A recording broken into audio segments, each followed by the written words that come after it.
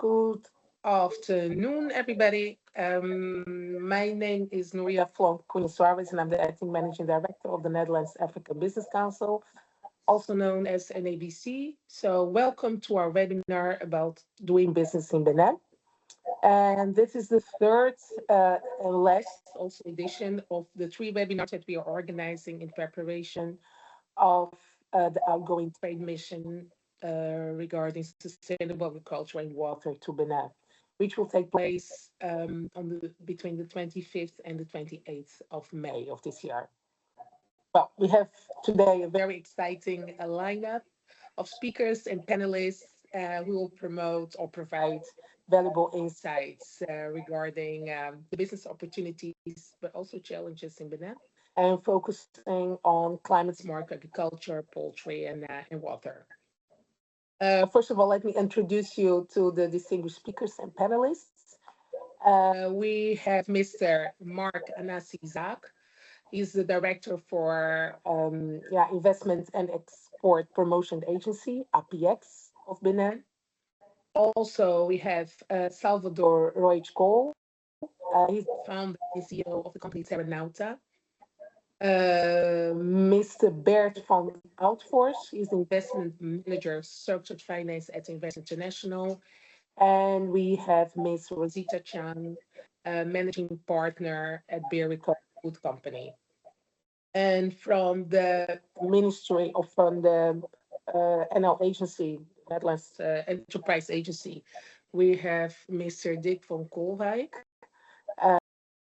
He's the private sector development for Benin, and also for the embassy in Cotonou, the Dutch embassy, we have Sandra Dossa.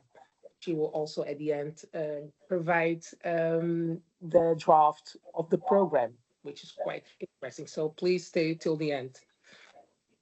To start with, we will start with the presentation of our first speaker, who is Mr. Marc Anani-Isaac, the director of APIEx. He will provide us with an overview of the business, climate, and key sectors in Benin.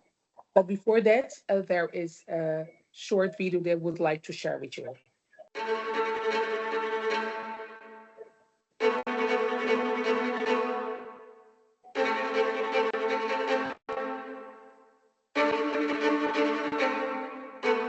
Oser.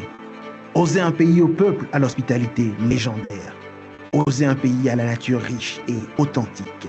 Oser un pays fier de son histoire, de ses valeurs, de ses héroïnes et héros. Oser un pays aux atouts touristiques innombrables qui a choisi de protéger sa nature pour les générations futures. Oser un environnement des affaires attractif. Oser saisir les opportunités d'un pays à l'économie dynamique et diversifiée. Oser un pays qui est la porte d'entrée vers un marché ouest-africain de plus de 300 millions de consommateurs. Oser un pays à fort potentiel agricole qui est le premier producteur de coton en Afrique. Oser un pays résolument engagé dans la transformation structurelle de son économie. Oser un pays dynamique, résolument engagé dans le présent pour construire le futur. Oser un pays au potentiel incroyable qui a décidé de réécrire son histoire avec les mots résilience, transparence et excellence. Oser un pays qui a choisi d'avancer, de progresser et de se mettre en valeur. Oser un pays qui a choisi de se révéler au monde. Thank you. Marc, the floor is yours. Great. Okay. Well, first of all, thank you to everyone who's joined the webinar. Thank you for making the time to come to see us today. I'm just going to go through a quick introduction to the country and the business environment, and then I will pass on to the next speaker. So, as an introductory point, make your screen bigger. Sorry, can you make your screen bigger? In full screen. I think I am on full screen. Yeah. Yeah. Maybe. Content only, standout content only. Yeah. Am I not on full screen? I'm seeing it. See your, I believe. Yeah, it's good enough. Well, not to worry. I'll be sure to share this presentation after the. Yeah, great. After our webinar, but essentially, look, as an introduction, Benin is in West Africa. This slide covers our neighborhood. So the headline figures are circa 20 billion euros of GDP, well rated versus some of our neighboring countries, as you can see. You know, business language is French, of course. Main exports are cotton and soya, and we're a member of both the UEMOA and ECOWAS monetary unions. Now, reasons to invest in Benin, you know, 6 main ones, of course, would be you should think of Benin as a gateway for West Africa for investors. For people coming to invest in Benin, you know, the government is subsidizing a lot of things such as preferential electricity rates. We've got an entire framework specifically for FDI investments. It's a country with peace and security in a region full of chaos, which you allow me to say. We're a member of the West African Monetary Union and ECOWAS, and we are eligible for the American free trade area. Now, of course, that probably need updating given what's going on at the moment, but equivalents are in the process of being negotiated. So how do you go about doing business in Benin? APIEx, which is the Agency for Promotion of Investments and Exports in the country, is your central focal point. What you've got on this slide is sort of the timeline and the order in which you get involved with the agency. But the first step is a one-stop shop for business creation. The second is, you know, you're supported by the investment code legislation. And so in order to get the benefits from the investment code, you need to go through an approval process, which is here. Depending on what your business is, you'll also need some help with export facilitation. We also have a public-private partnership support unit and a reforms coordination unit, as well as a special economic zone. So all this to say that APIEx is the central unit for all your needs as a foreign investor in Benin. Moving on from there, I thought we'll just quickly go over the business environment. As mentioned, there's a really simple process for creating businesses. It'll take you maximum 3 hours, and it will cost you 35 euros. This is a quick look at sort of what you need, but you can do this online remotely from wherever you are now if you were in that way inclined. The second thing to look at is, you know, the extensive reforms that we've gone through. For investing, reforms basically sit on 3 pillars. These are 3 laws, essentially. The investment code law, the public-private partnerships law, and the special economic zones law, all of which we can cover in more detail. And I'm happy to share materials in regards to following this call. Just to summarize, because I think, you know, given time is of the essence, we won't go into too much detail, but each of these 3 laws gives you different benefits. And depending on what your enterprise is, your sector, your focus, and the amount of money you're planning to invest, you can get a range of different benefits, some of which are listed on this slide here, and also will be shared later. But essentially, broadly, there are two schemes, and they each have different benefits. The next part is a special economic zone. Again, depending on the sort of business you're setting up, it might make sense to be in the special economic zone. The main benefits of the special economic zone are, of course, multiple tax benefits and fiscal advantages, but also subsidized inputs such as electricity, water, etc., that are a much cheaper level than you would find outside of the special economic zone. And so I would say that the special economic zone is in a principal driver of Benin's export growth over the last few years and will continue to be going forward. Moving on from there, to give you a quick, just a quick, very high level look at the special economic zone. It's 45 kilometers from Cotonou. It's being rolled out in 3 phases. Phase 1 is complete at the moment. Phase 2 and Phase 3 are happening shortly thereafter. Should be done in the next few years. This gives you a high level look at it. This is an example of the infrastructure and services that you'll find within the special economic zone. Everything from container and truck terminals to fire stations to, as I said, great supply in electricity, water, fiber optic internet, all at a level that is much higher than you would find typically outside of the zone. Moving on from there, this is covered what we discussed already, production factors. So this gives you an example of some of the benefits of the economic zone. Obviously, you know, you're looking at your kilowatt hour here, which works out about 10 euro cents. got access to land on a lease basis, no purchasing. And you've got, you can compare here the land prices versus various economic zones. And I think we can go on from there. So at the moment, look, let's just give you a brief overview of the key players within the business sector in Benin. This is a construction slide. Here are agri-food companies that are in operation currently. You've got some natural resources players here, wood sector, plastic and pipe tube sectors, your key telecoms players here as well. And these are all your financial institutions members. And then your insurance system there. So I'll stop there. I'll just quickly just want to double check with my colleague Eric, who's head of research and studies for APIEx, if I've missed anything and if there's anything that we want to cover quickly in this moment. Yeah. Okay, thank you very much, Mark. I was but just for my understanding, could you just tell a little bit more about the focus sectors for this mission, about horticulture, poultry, water, just to touch a little bit upon that?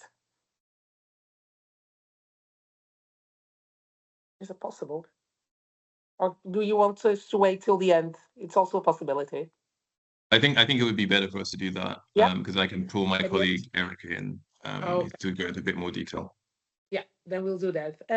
Now in this case, we will thank you very much for the presentation. We will go to the next speaker, which is Salvador Roig. He's the founder of Terranauta, a Dutch company, which is also active in Benin. It's, I believe, 2023. So, Salvador, the floor is yours. Yeah, good morning, everyone. My journey in Benin began in 2022, October 2022. That was the first business mission that the Dutch government organized in Benin. And at that time, I was very much focused in Asia. I was a lot in China, Vietnam, India. And then after COVID, it was a bit the first mission that came. And it raised my interest. It placed my eye on West Africa, on Benin, and I decided to join. And it was a game changer for me. I landed in a very beautiful country with very, very beautiful people. For me, there was a connection because I have a great grandmother from Cuba, and probably, like I think a karma story, probably she was coming from Benin. And I always felt very, very much connected. And it led for me to open almost immediately after the mission. I opened a subsidiary company from Terranauta. And everything was thanks to the mission. I think it's very important, first of all, that you know why you choose Benin right now. What is bringing why you joined the mission? For me at that time, it was not so clear, to be honest, but then the interest, I raised the interest. But now I would like you to make an exercise to see why you are choosing Benin, what you expect to get from there. Because if you make a bit of homework, what you will learn in the mission, it will help you to really establish yourself in Benin, and then you will meet also a lot of people that will help you through this process. The mission is very nice because you have to keep your eyes open. You will meet a lot of Beninese people that they come there as a potential clients, for example, but maybe you recycle this feeling into a potential partners or collaborators in business. I found out that the academic level in Benin, the professional level in Benin, it's very high, and everybody is very, very well skilled. Also, like when you speak to people, they all made masters in Holland or in France or in Canada, or it's really, really very high skilled people. And all these people, you will meet them in the mission. So my suggestion is that you keep your eye open. On the other side, you will meet very important people that I met along my way, and I thank them all the time for opening the door. For example, one of the persons is Dick van der Kulbeck. He is here, and he's very keen of helping the companies that they want to invest or they want to develop a business in Benin. He's all the time available, giving suggestions, giving tips, connecting you with other people. So talk to Dick and exchange with Dick, and if you can in Benin, share a beer with him, a coffee, exchange, because I found that this is the best way to set up a business in a foreign country when you have the support from the RBO. For example, at this very, very high level, it really makes things much easier. Then you have Sandra Dossa. Sandra Dossa has been very important also in establishing my subsidiary company in Benin. She connected me as now it was explained, the APIEx has a lot of tools and it's everything very much online right now in Benin. But anyway, you have to go to the notary if you want to establish a company. So Sandra will help you in this, will help you along this way to find the local, let's say, obligatory steps that you have to do to establish a company. So with Sandra, I found out the notaries. I registered my subsidiary company in Benin. Also, if you will have you will need some support in translating documents, etc., etc. So the embassy, it's very much available to show you. In the embassy also you have Clemon. Clemon is more responsible for food security. Perhaps some of you are NGOs or companies that they want to focus on specific topics like food security, for example. And Clemon is also a very nice person and very well trained that will help you as a Dutch company through this route. And then this going back to the mission, there are many visits. You will meet very local contacts. You will probably as us. You will meet farmers. You will meet traders, and just keep your eyes open because some of these people they have become my business partners after 2 years in Benin, and it's people eager also to make collaborations with Dutch with European companies, and more than clients, they are collaborators. You will end up sharing projects with them, sharing parts of projects. They will be your peers because I cannot be all the time in Benin. So some people I met in the mission, they are my right hand in Cotonou. And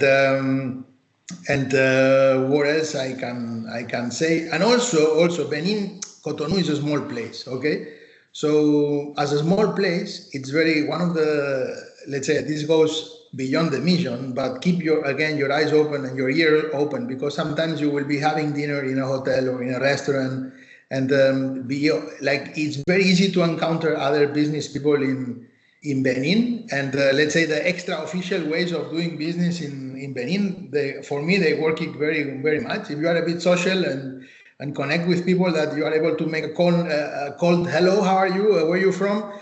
It opens also a lot of, you will find other people like exploring the country, and that they will be able to engage also in your business or help you. And this is a bit what I can say about my experience. My experience ended up by basically in really establishing a company in Benin. I've been speaking a lot with people from APIEx. They are always very, very helpful. I spoke with different DGs. With Sindejil Chekete, I spoke with Osman Mubarak, I spoke with many people inside the APIEx. They are always super helpful. And between all these factors, you will be able to develop in Benin. So thank you very much for your attention. If you have a question later, we can keep talking. Yeah, thank you very much, Salvador. Actually, it's not necessarily a question, just for you to, could you please add a little bit about your entry strategy in Benin? I think that's quite interesting. Your entry strategy in Benin, exactly your business in Benin. Well, we are focused on soil regeneration projects, land regeneration projects, and then so also this was with Dick. We analyzed the Dutch government did a study, for example, on waste on the food industries, on agro-food waste, and then we analyzed how we could use this agro-food waste to improve the soils in Benin. And then along with also as Terranauta, we are like technological, but also like we have a funding side. So we are starting a very nice project to like waste to value, to regenerate, let's say, the soils by using the agro-food waste, inoculated with specific microbiology from the soils of Benin. It's a project with we are talking about 10 million of investment to start, and in these last 2 years, thanks to the mission, the mission put us, let's say, it's a common strategy. So you fund other companies from the mission, and then you evolve also together with some of them, and they have been very helpful to extract the juice from the mission to really develop a strategy. And also, as I say, anytime I have a question, I'm calling Dick, I'm calling Sandra. There is a very nice tennis match in between all of us to develop organically the strategy. Okay. Well, thank you very much. We will share all the contact details in the presentation as well. So if there are companies here present, attendees, and would like to link with Salvador or any other of the attendees or the presenters, it will be possible.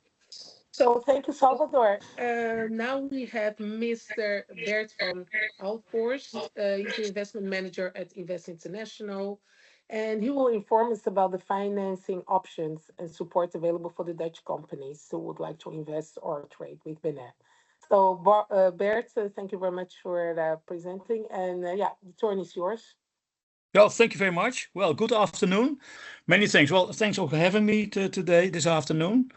I give you a short overview of what is in Invest International. And perhaps, well, I'm an investment manager for structured finance Invest International, and perhaps you can go to the next slide from who we are.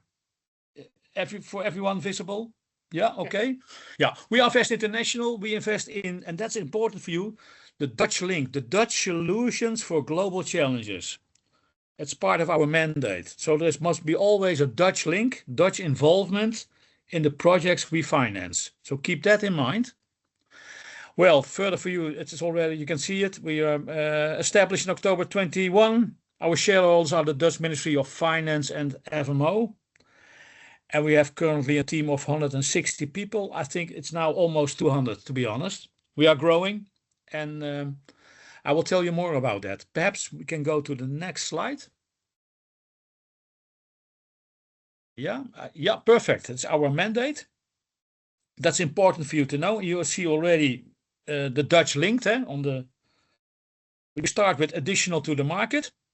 So we don't want to interfere in financial markets. Let's say you have a very good offer from, let's say, the ING or Rabo or ABN AMRO for a project, then we are not involved. But sometimes, well, most of the time, these finance opportunities are difficult, and sometimes the countries sometimes is also let's say it's not always easy. Then we are, let's say, then you can ask us to help you. We have to be additional to the market. So keep that in mind. We not compete with other financial institutions, but we want to be additional. And of course, we want to create impact. It must be good for the country. It must be good for the people. It must be good for all kinds of things, let's say, formulated in the SDGs, Social Development Goals. You're all full aware of that. And then number 3, Dutch link. And let's say that's perhaps, well, the most important. There's a focus shift on our mandate. We have to do more Dutch link business. It has also to do with the new government.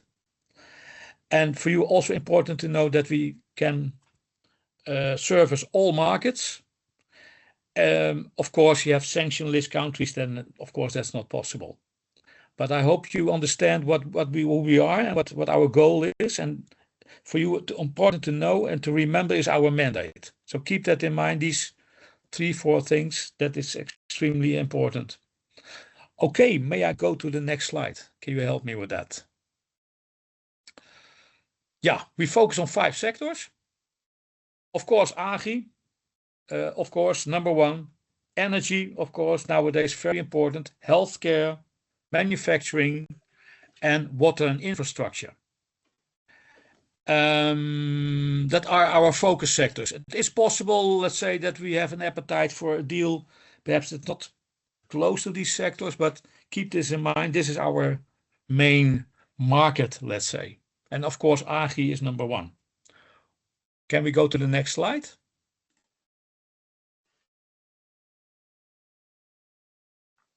Yeah, our products and funding. Well, good for you to know that we actually, from a startup to a multinational, can be a client of us. That's good to know. So also startups, small and medium-sized companies, large companies, but also multinationals, and also governments. We have a very good relation nowadays with the government of Benin because we are involved in kind of, let's say, a few infrastructure projects. So it's also important for you to know that, let's say, we can do almost everything from a product point of view, except the current facility. And in Dutch we say een lopende rekening. That's not possible because we don't have the let's say the people and the administration to handle that. But you see business development loans, investment loans, export finance, start and scale up finance, equity, and debt and grant financing for infrastructure, what I already mentioned to you, in emerging markets. Okay, can we go to the next slide, please?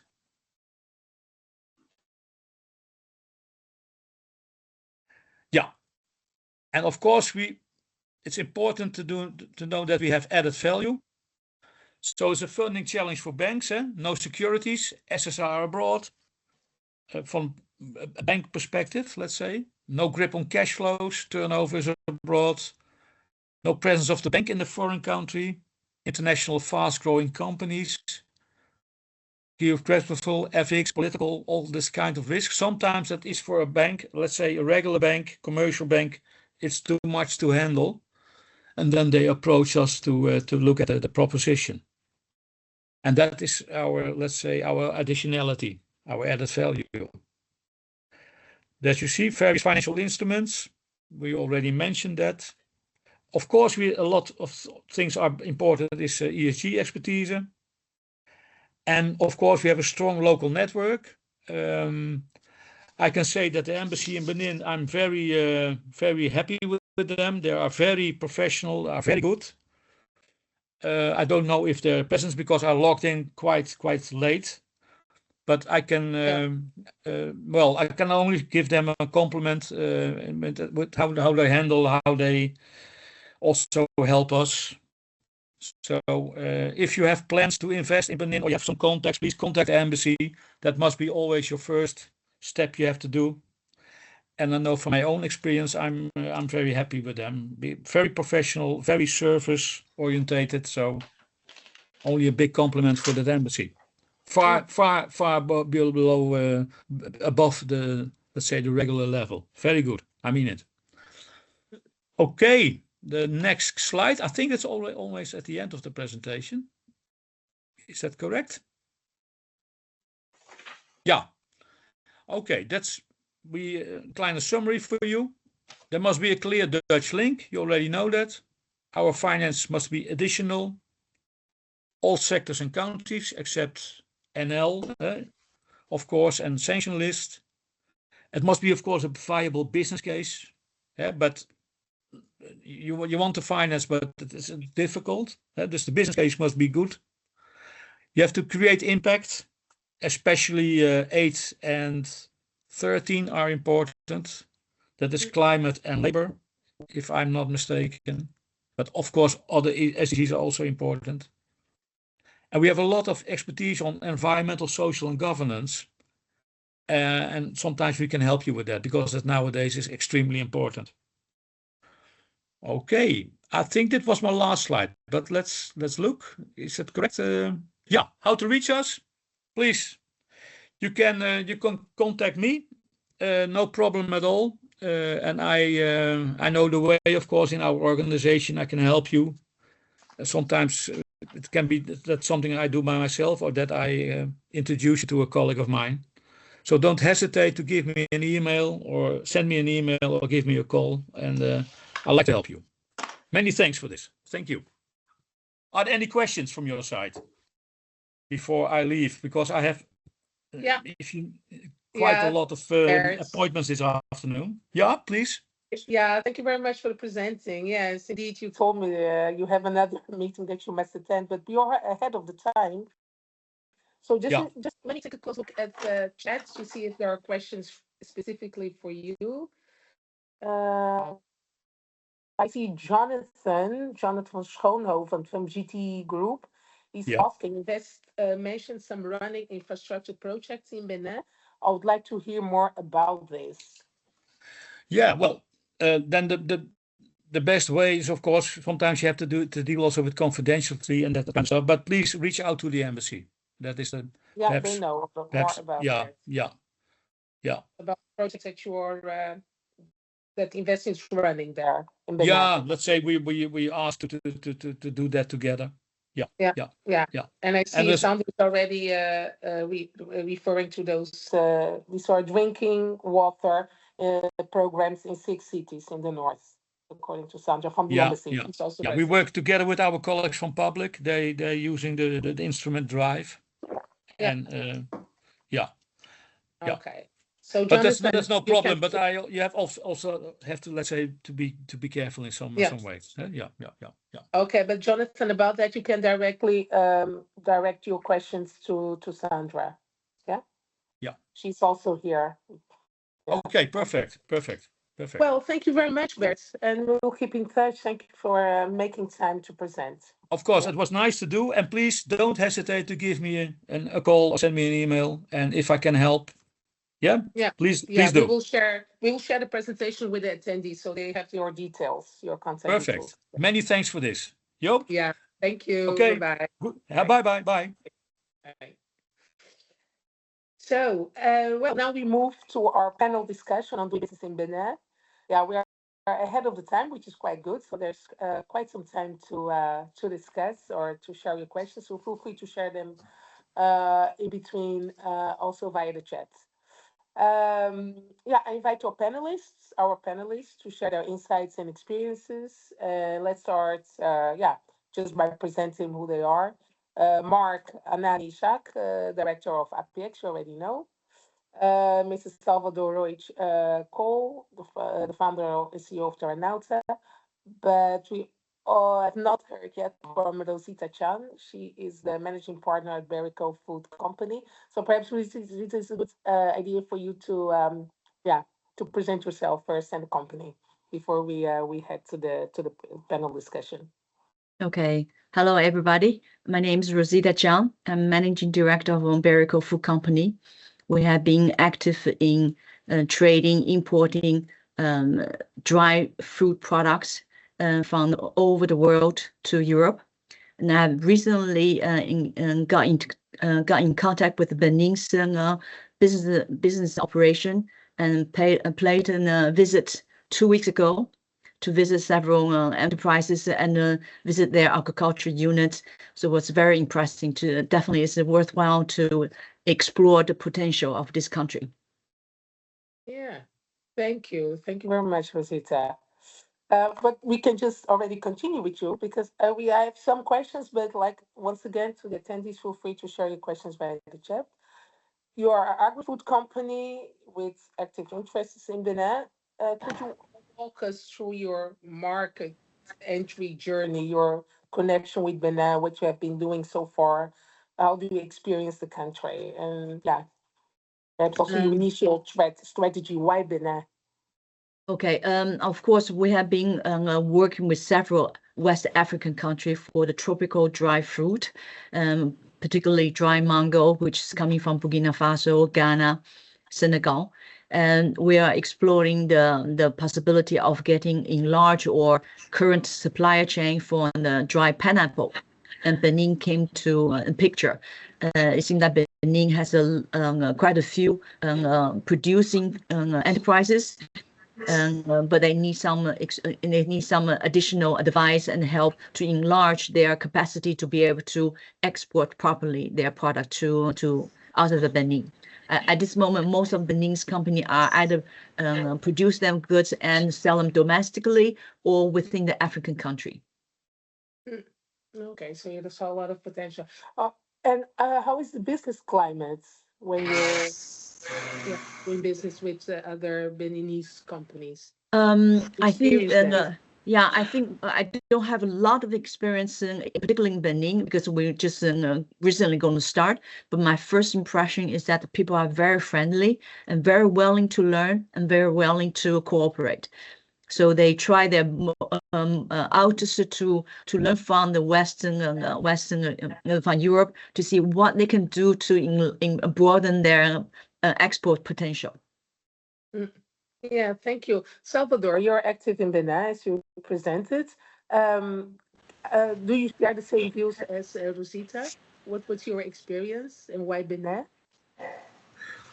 I think Benin is, for me, one of the reasons, and linking with the strategy we said before, it's we don't have to forget that you are very close to Ivory Coast, you are very close to Togo, and it's a very, for me, it's a strategic base to also do business and business, for example, with Ivory Coast. So, for example, now we are also in Ivory Coast, and once we have to go for missions to Ivory Coast, I bring my people from the engineers from our company in Benin, and but also in terms of functioning, Benin it has a more, let's say, European functioning way rather than Ivory Coast. Benin, it's really it's a very familiar country for us as business, because, let's say, the tools, the way to, it's the way people speaks, the writing, the communication.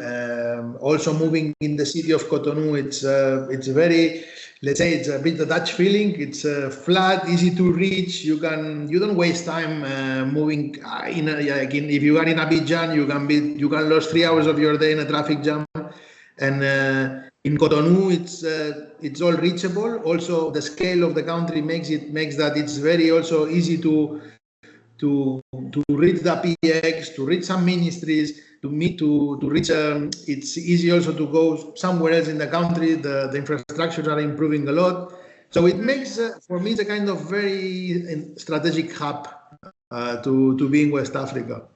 Yeah.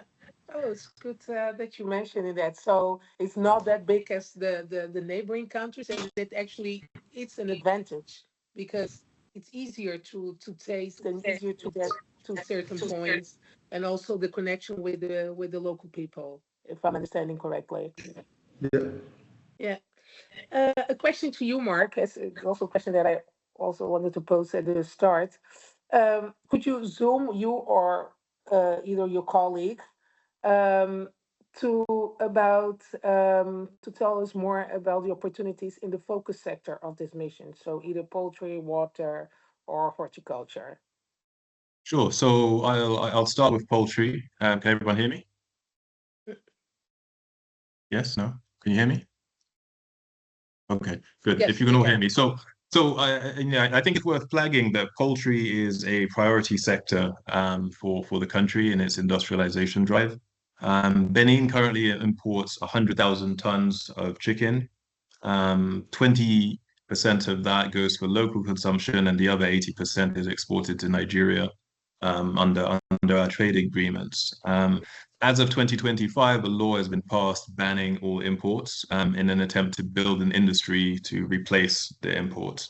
And so if you think about it in that perspective, all the advantages I mentioned to you before are advantages that you can benefit from, as you might want to come and invest in what is about to become a poultry ecosystem in the country.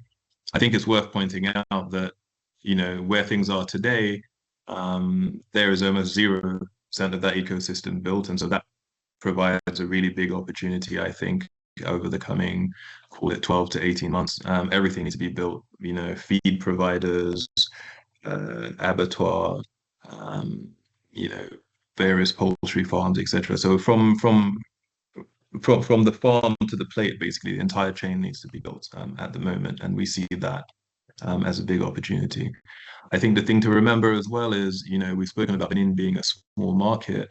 I think that's an advantage, but also please don't forget that Benin still has access to a market of 420 million people in the surrounding countries.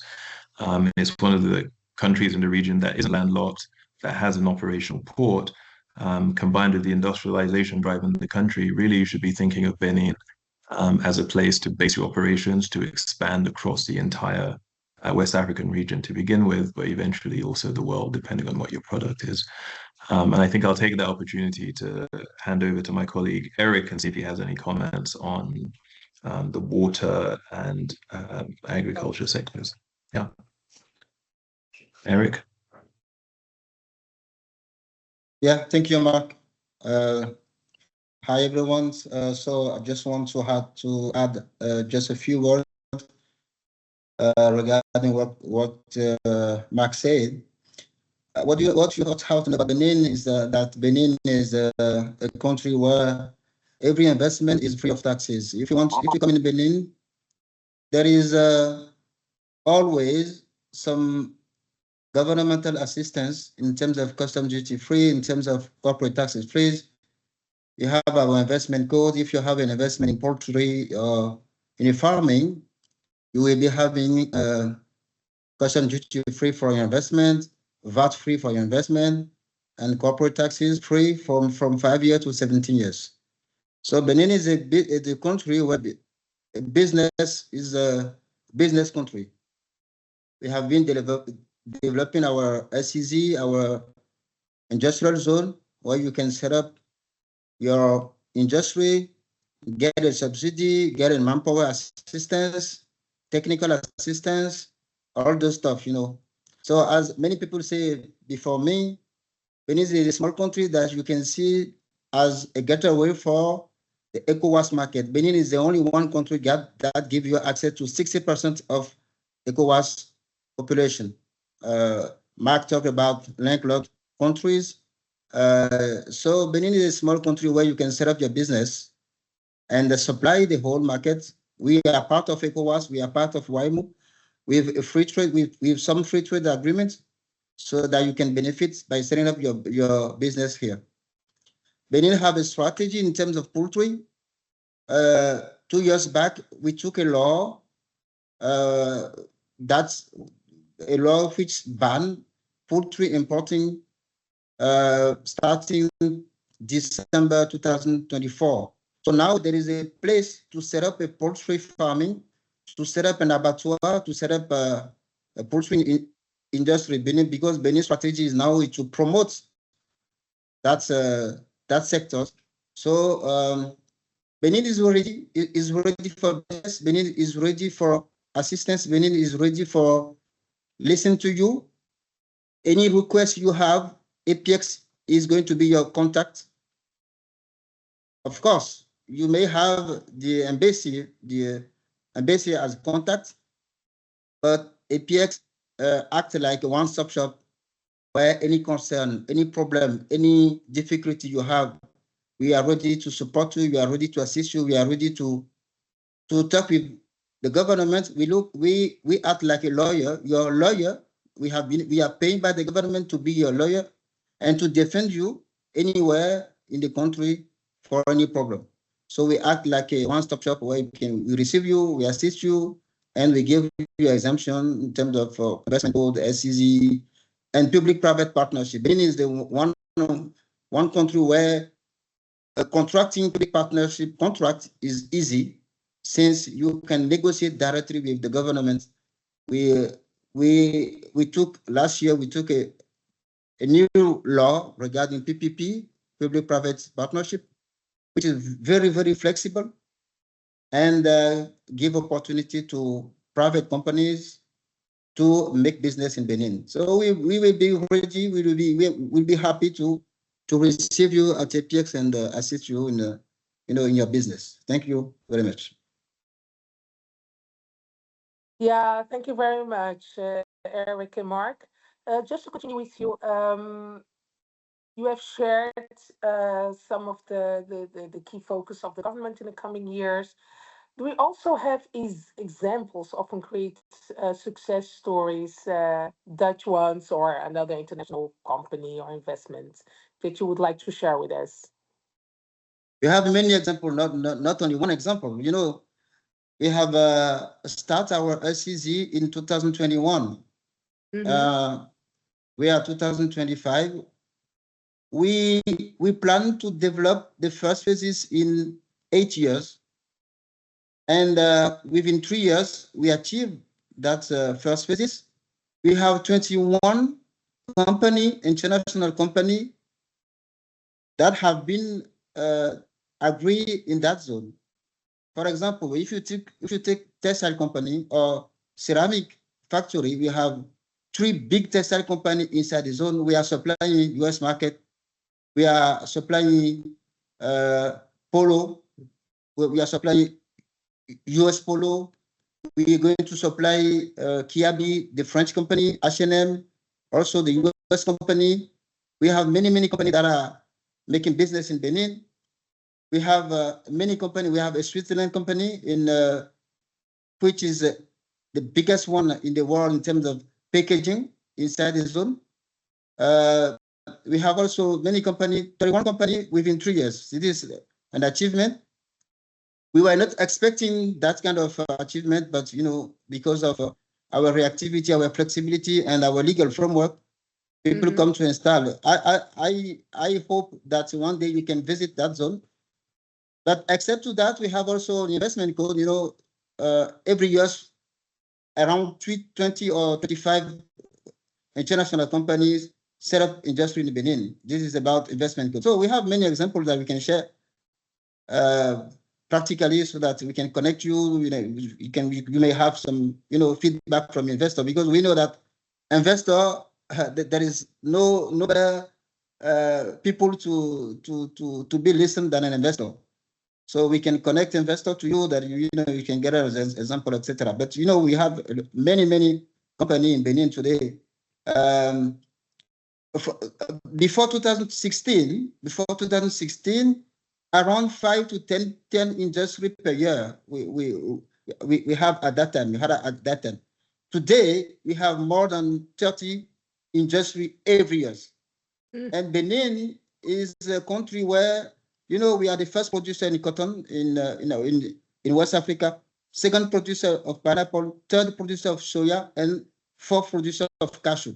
And we know that there is no development without transforming. So our strategy today is to bring industry and transform what we have.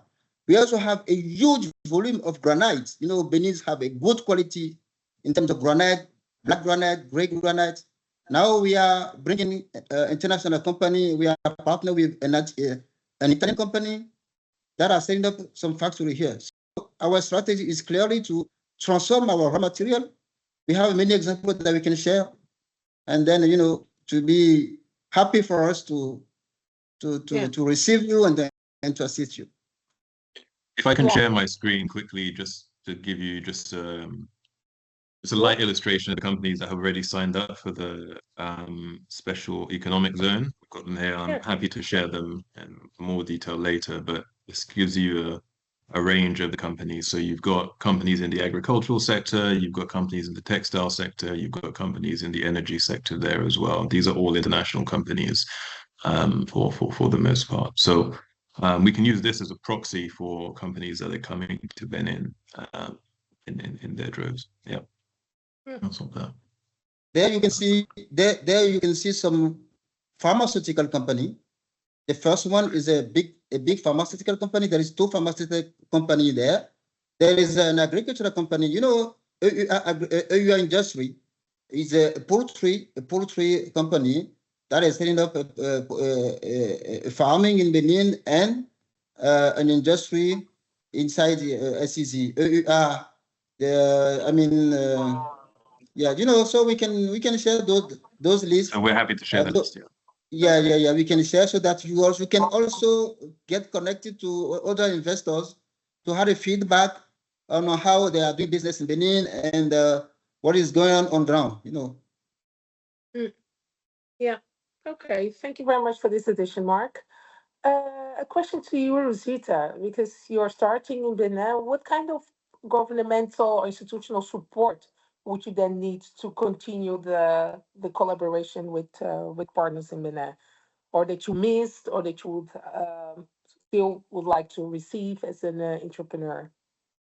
I think a few things that will be interesting to have assistance locally. First of all, for them to equip the understanding of the European food safety regulations. and that's constantly changing, updating. So they are very far away understanding and grasp this depth of information. I think with some expertise and assistance from your side to be able to help them to have a little understanding what they need to perform to be able to enter in the European market. Okay, yeah, thank you very much. The same question to you, Salvador. Because you're already starting there, what were actually the challenges? Because you're already there since I said 2022, 2023. What were the challenges for you? And what kind of support would you still like to receive, be it from the Dutch government or the Dutch embassy or the Beninese government? I think that the main challenge is presence. So how to keep the presence, and in Benin, as I'm from Spain, I think we all share a bit the same culture. We like to meet in person a lot, and I always have the feeling that my affairs in Benin, they move once I am there. Once I fly back to Europe, the energy goes down again. So then I decided to establish more presence, and then is when I built up my team, and now things are rolling. But still, I think I feel things move once I am there. So just something to keep in mind is like the mission. It's one off. But then the success of the mission comes that you will need to invest at least a year to going to Benin every month, every 2 months. Sometimes you will go without a clear objective, but and sometimes people around you, they will ask you, your family, why you go again to Benin? And there is not such a clear objective, but you go to build up the network, to meet Beninese people, to meet. So you will need to spend 15,000 euros extra in tickets of Air France or Corsair, Turkish Airways to go to Benin and meet people, talk to people. You will go back without something in your head, and then they will ask you, hey, what did you do in Benin? What do you have back? I said, I have nothing. I have better contacts, better friends, better relations. And you will need to invest in. If you are thinking of going to the mission, just let's see what's going on, and then don't go again. It's not a good strategy. The strategy is go to Benin. It's a very nice place, and go for 1 year. Go 3-4 times at least, and then you will see how business will start developing. Okay, so local presence. Well, the only thing I would add to what Salvatore has said is, the first step is you've got to come and see, and that will be the hook to keep bringing you back for the next 3 or 4 times that you need to come. There's a limit to what we can convey online, of course. Yeah, it's so true. Yeah. Since you're replying to that, Marc, a quick question also, because we often hear from different African countries, like we have a coast, we have the competitive labor force, we have the political stability, we have land, we have water. But what is so special about Benin? What makes it different compared to other, let's say, West African countries also have? Well, I would start by saying that in the case of Benin, the claims about political stability are actually true. They are not in Ivory Coast, they are not in Nigeria. And so, I kind of just want to flag that as a starting point. I think what you have here is not just political stability, but a real political will that has been deployed over the last 8, but really 4 years, to make everything possible and flexible for investors to come. I think we've sort of shown that through the various legislation that applies to foreign investors, through the various tax breaks we're willing to give them. I would say, I don't think it's an exaggeration for me to say that I think that today we are the most pro-business country on the African continent right now. That's number one. And I think part of the reason you should come is that will become even more apparent, visit when you go to the special economic zone, and when you talk to more local entrepreneurs here. As Salvatore said, look,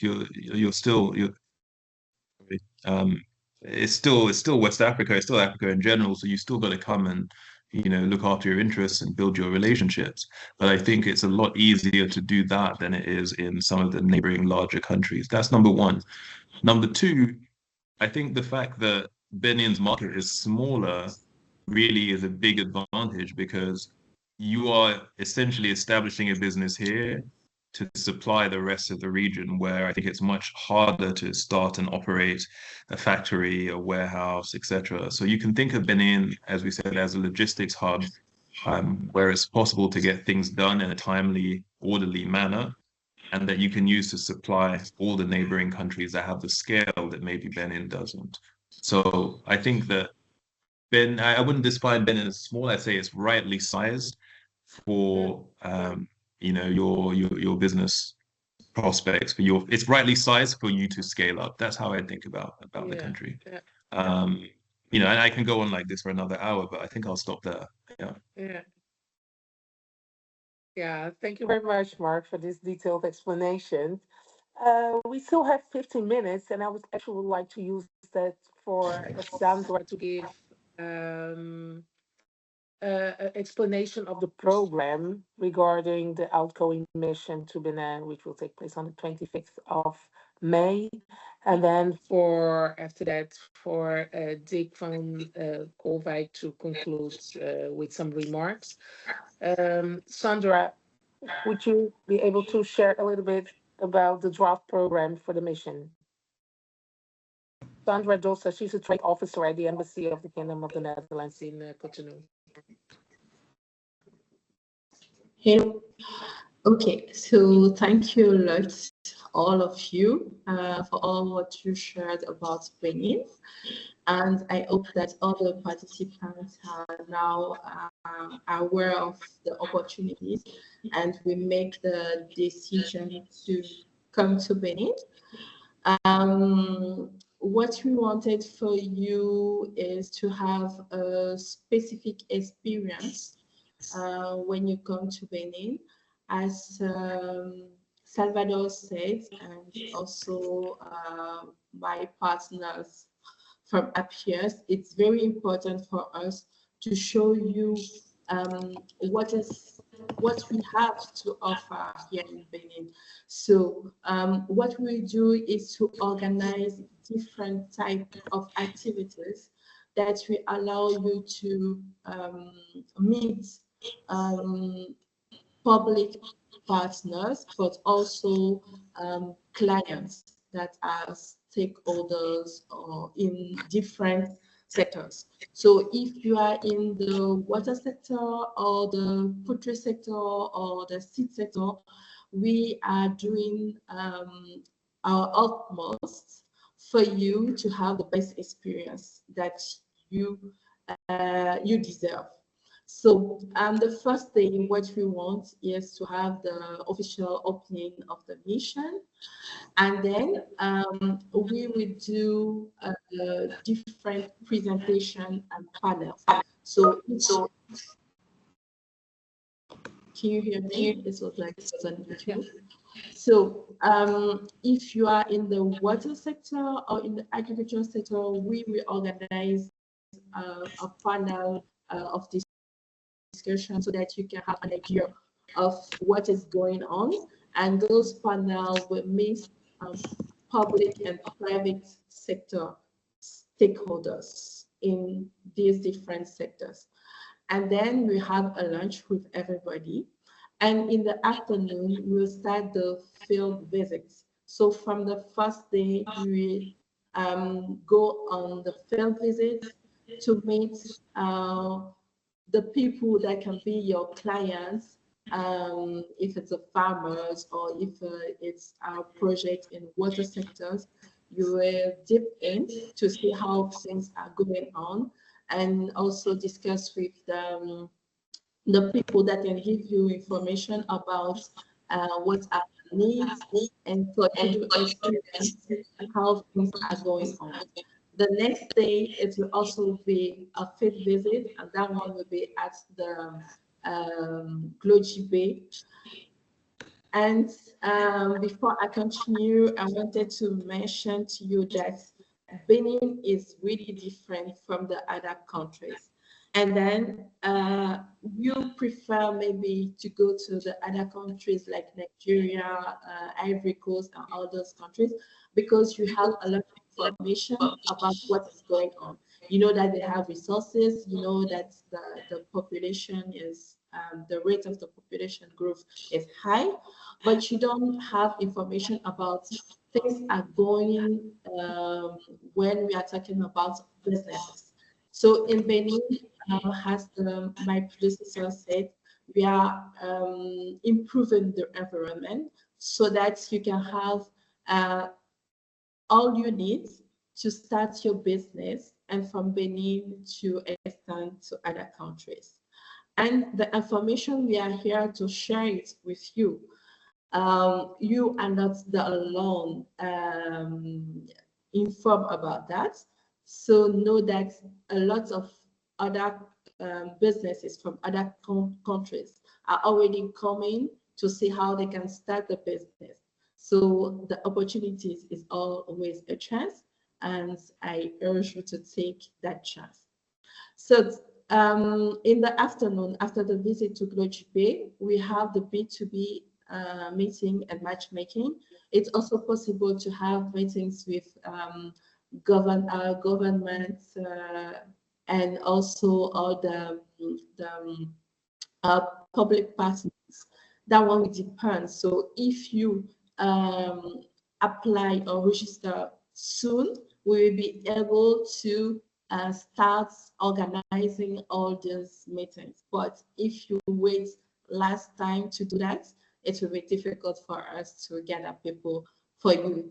Though it's very easy in Benin to get in touch with people from APIEx, even if they are really busy, but they are good partners. But if you don't register early, it will be very difficult for us to organize those meetings for you.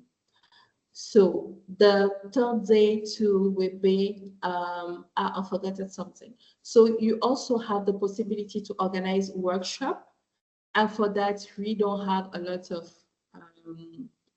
slots for that available for that. So for that, so you need to register very early because first come, first serve, and we'll be waiting for you if you want to present something or to have workshop so that we can gather for you local stakeholders that may be your clients at the end of the day. So please don't wait. And for the third day, we also have field visits. There is a lot of field visits during this trade mission. As I said, it's very important for us to show you what is going on, to let you meet the people in those various sectors. And then we have a meeting with the NABC because we hold a lot of programs and projects that may be very interesting for you in the horticulture, in the poultry sector. Also, we are starting doing a lot in it, and also in the water sector. We have a lot of budget in all those sectors, and we have also many programs that we do. And through those programs, we do some kind of advocacy reforms to talk with the government and share what are the needs in the sectors. So it will be interesting for you also to learn more about what we are doing, what is going on, and what will be upcoming in the side of the embassy. So there's a bit of what we are organizing for you. We will share with you this agenda so that you can go through it, and if you have any question, you can ask us. And I think we may have a lot of surprise for you, so do not hesitate, please. I think that's what I have to say about the agenda. Maybe I will give the floor to Dick to add whatever we can to support you as business. Thank you. Thank you very much, Sandra. Maybe the next slides. We have seen in previous contributions that networking, reaching out to the right people, information, access to information, so the know-how and compliance with laws and regulations are very important. And this is especially what the Netherlands Enterprise Agency is doing. But we also acknowledge that now and then the financial resources and some support is needed to start up businesses or to provide capacity building. So that's why RVO also provides funding opportunities for businesses in the Netherlands, or sometimes for local for Beninese companies.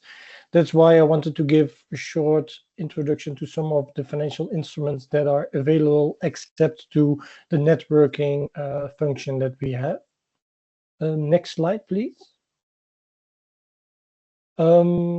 Please refer to our website, and the link is in this presentation for a complete overview of the programs that we have and the services that we deliver. But here I wanted to highlight a short number of projects.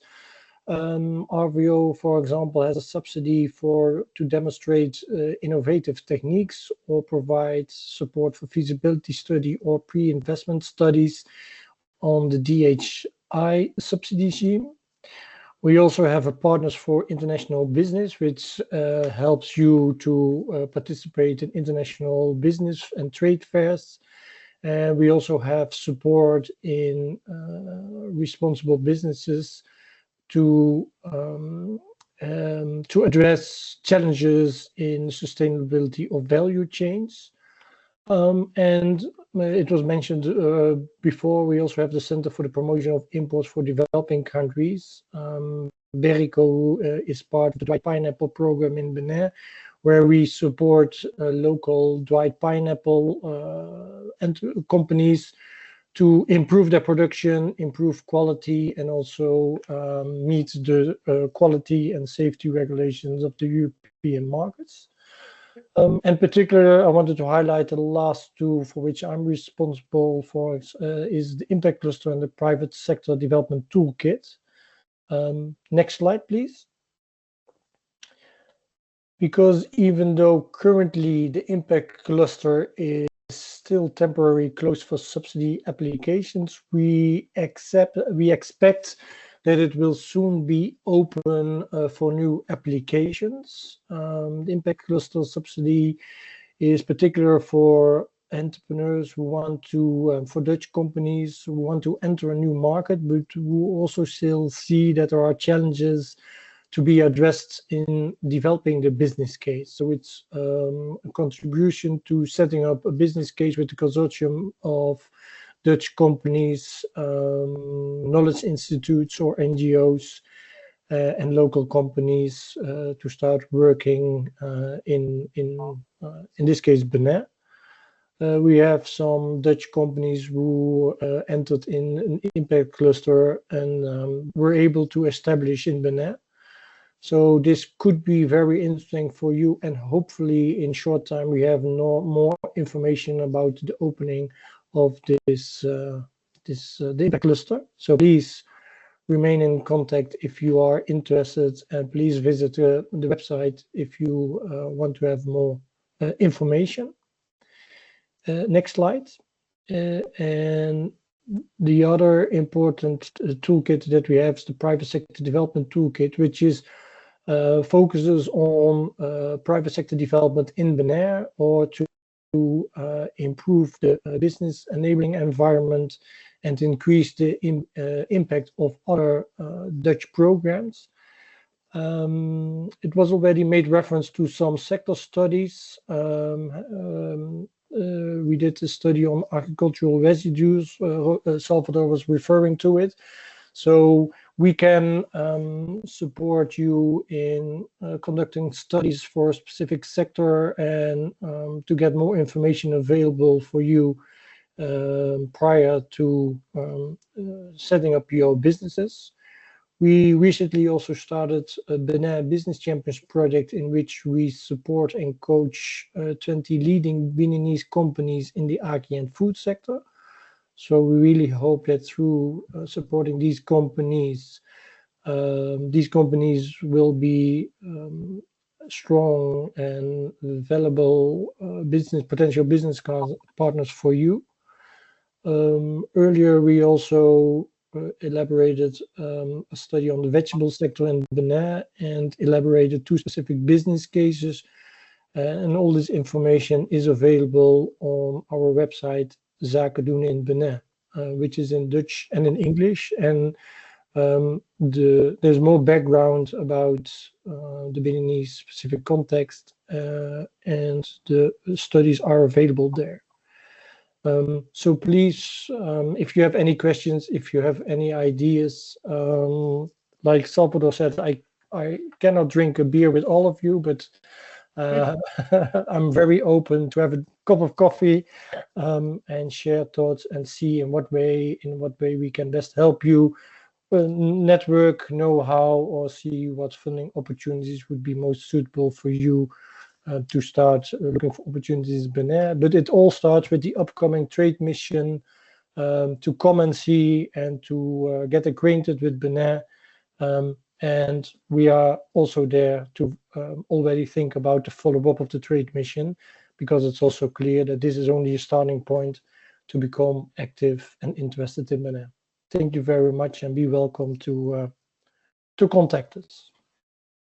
Yeah, thank you very much, Sandra. Thank you, Dick. So yes, it's 3:15. We come to an end of our webinar. We are quite on time. So yeah, once again, the presentation will be shared, as well as the draft program for the mission via email. And I would like to thank you to all the panelists for their valuable insights and information shared, and also to you as an attendee for your questions and remarks. And we'll definitely looking to see you at the trade mission to Benin, which will take place once again on the 25th of May till the 28th.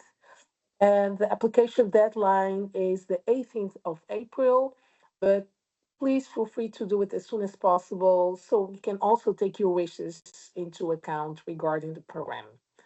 And as you can see in the chat, the relevant contacts have been shared, but feel always free to reach out to us if you have questions or remarks in between. So yeah, once again, thank you very much for your participation, and hopefully we will see you in Benin